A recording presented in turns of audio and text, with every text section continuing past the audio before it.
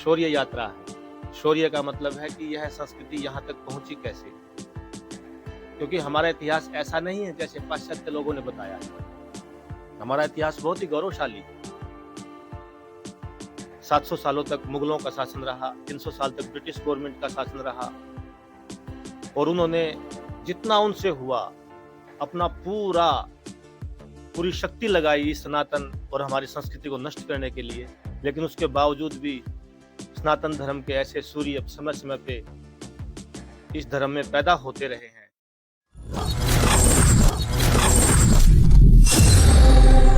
नमस्कार दोस्तों, स्वागत है आप सभी का एक और नए वीडियो में। तो दोस्तों अभी हम हैं पंचायती अखाड़ा जो कि प्रयागराज में स्थित है। हमारे साथ है महंत यमुनापुरी जी जो कि प्रयागराज के जो शक्तिपीठ माँ आलोप शंकरी देवी शक्तिपीठ मंदिर है वहाँ के महंत है। तो महाराज जी से हम जानना चाहेंगे जो बजरंग दल द्वारा शौर्य जागरण यात्रा निकाली गई उसके समक्ष में कुछ आप सभी को जानकारी देना चाहेंगे।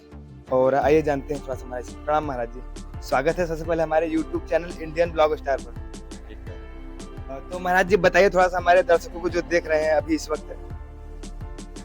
देखिए, ऐसा है समय समय के ऊपर हमारी भारतीय संस्कृति ही हमारी विरासत है और इस विरासत को बनाए रखने के लिए हमारे देश में अनेक संगठन हैं जो अपनी संस्कृति सभ्यता वो अपने भारत राष्ट्र पर गुमान रखते हैं और गर्व करते हैं।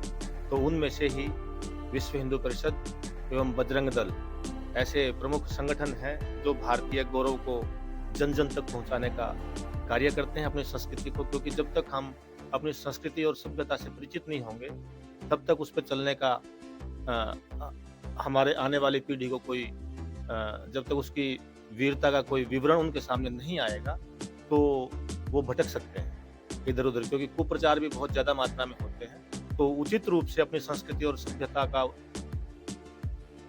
प्रचार प्रसार करना इस संगठन का एक महत्वपूर्ण भाग है, जिसमें सभी युवा जो बजरंग दल के कार्यकर्ता हैं और विश्व हिंदू परिषद के और अन्य भी हमारे जो धार्मिक संगठन हैं वो भी इनके साथ में लगे हुए हैं। और इसमें ये 30 सितंबर से 10 अक्टूबर तक जो काशी प्रांत यानी सोनभद्र से शुरू होकर के और प्रयागराज विशाल कौशाम्बी होते हुए काशी में संपूर्णानंद जो संस्कृत महा विश्वविद्यालय है वहाँ पर इसका समापन होगा। तो मैं सभी प्रयागराज वासियों से और यात्रा में जितने भी इनके पड़ाव पड़ते हैं उन सब से यही अनुरोध करता हूँ कि अपनी संस्कृति और सभ्यता की रक्षा के लिए और उससे परिचित होने के लिए सभी इसमें भाग लें और अपने बच्चों को भी इस चीज से अवगत कराते रहें। और यही इस यात्रा का प्रमुख उद्देश्य भी है ताकि जन जन तक और आने वाली हमारी पीढ़ी अपनी शौर्य और वीर गाथाओं से भरे हुए इतिहास को पढ़े समझे। महाराणा प्रताप, रानी लक्ष्मीबाई, छत्रपति शिवाजी महाराज और अनेक जितने भी हमारे स्वतंत्रता सेनानी हुए हैं जो राष्ट्र और धर्म के लिए अपने देश के लिए बलिदान हुए इस राष्ट्र के ऊपर, उन सब की जीवनी उन सब के बारे में इस यात्रा में बताया जाएगा। और सब बढ़ चढ़ के इसमें भाग लें, इसके सफल करें। और प्रयागराज में आने पे हम सब भी इसमें जितने भी संगठन हैं जो भी धार्मिक संगठन है वो सब भी इसमें सहभागीदार रहेंगे। और मैं बजरंग दल के जो युवा कार्यकर्ता हैं उन सबको बहुत बहुत शुभकामनाएं और आशीर्वाद देता हूं कि यह यात्रा आगे भी वो समय समय पर करते रहें। आगे भगवान श्री रामचंद्र जी का जो मंदिर का निर्माण हो रहा है और आगे भी अनेक ऐसे बाबा विश्वनाथ की नगरी में इस यात्रा का समापन भी है तो वहाँ भी विश्वनाथ कॉरिडोर और अपनी संस्कृति से संबंधित, क्योंकि काशी हमारी धार्मिक राजधानी है ना, तो वहीं पर इस यात्रा का समापन भी है। तो सभी इस यात्रा में सहभागी बने और अपने राष्ट्र के लिए, अपने धर्म और अपनी संस्कृति के लिए, सनातन को जानने के लिए इन यात्राओं में शामिल होना बहुत गौरवपूर्ण है, क्योंकि यह शौर्य यात्रा है शौर्य का मतलब है कि यह संस्कृति यहाँ तक पहुंची कैसे। 700 सालों तक मुगलों का शासन रहा, 300 साल तक ब्रिटिश गवर्नमेंट का शासन रहा, और उन्होंने जितना उनसे हुआ अपना पूरी शक्ति लगाई इस सनातन और हमारी संस्कृति को नष्ट करने के लिए।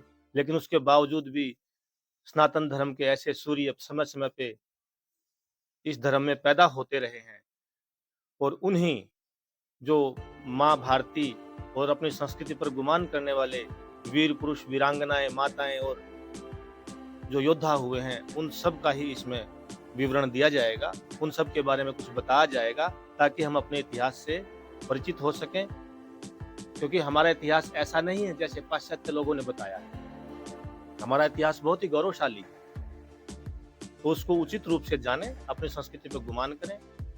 और क्योंकि हम पूरे विश्व को ही अपना परिवार मानते हैं, लेकिन कुछ भी गलत हो उसका विरोध भी होना अनिवार्य है। अपने घर के अंदर ही कोई गलत करता है तो भी उसका विरोध किया जाता है और उसको अनुचित मार्ग से रोका जाता है। तो ऐसे ही हमारी संस्कृति और हमारे राष्ट्र में जो भी कुछ अनुचित हो रहा है उसको रोका जाना चाहिए। तो ये बहुत अच्छा उपक्रम है, जो कि इसमें सारे हमारे युवा हैं बजरंग दल के, वो सब, और विश्व हिंदू परिषद के भी बहुत से इसमें कार्य करते हैं। यानी कि एक बजरंग दल की अगुवाई में और भी बहुत से संगठन इसमें उनके सहयोग में हैं। यह जो यात्रा निकली है और चली आ रही है, तो क्या इसमें संत समाज भी सहभागीदारी हैं? देखिए, विश्व हिंदू परिषद में अशोक सिंघल जी थे, तो वो साधु संतों से बहुत मेल मिलाप रखते थे और सभी आश्रमों में, मठों में, मंदिरों में महात्माओं से बहुत जुड़ाव था उनको, और साधु संतों से विचार विमर्श करने के बाद ही अपने कार्यक्रम रखते थे। तो ऐसे ही बजरंग दल में अभी जो इस प्रयागराज के जो संयोजक हैं शुभम कुशवाहा जी, जो जिला के संयोजक हैं, तो वो भी काफ़ी आश्रमों में आते हैं, साधु संतों से प्रेरणा लेते हैं और अपना कार्य संपादन करते हैं। तो हर शुभ कार्य में साधु संतों का आशीर्वाद तो हमेशा है और आगे भी रहेगा। और विश्व हिंदू परिषद के भी यहाँ सब जो भी धर्म स्थान है उन सब में ये लोग बराबर आते हैं, मंत्रणा करते हैं और इसके बाद अपने राष्ट्र को समर्पित होने वाले जितने भी कार्य हैं उनका संपादन करते हैं। तो साधुओं का हमेशा सहयोग रहता है और आगे भी बना रहेगा। तो बहुत बहुत शुभकामनाएं और खूब खूब आशीर्वाद श्री पंचायती अखाड़ा महानिर्वाणी दारागंज की तरफ से मैं उनको सबको प्रेषित करता हूं और बहुत बहुत शुभकामनाएं देता हूं। धन्यवाद महाराज जी आपका। बिना साधु संत के आशीर्वाद के तो भारत में कोई कार्य शुरू न हो सका न खत्म हो सका। तो यही उम्मीद से जो है कि जितने भी कार्यक्रम होते हैं, कुछ भी हो, हमारे प्रयागराज में या कहीं भी भारत को देश विदेश में कहीं भी हो, तो वहाँ पे साधु संतों के माध्यम से ही कराई जाती है। तो मुझे आशा है आप सभी को यह छोटा सा जानकारी अच्छा लगा होगा। प्लीज़ वीडियो को शेयर करिएगा अपने दोस्तों में और वीडियो को लाइक करना नहीं भूलिएगा। धन्यवाद।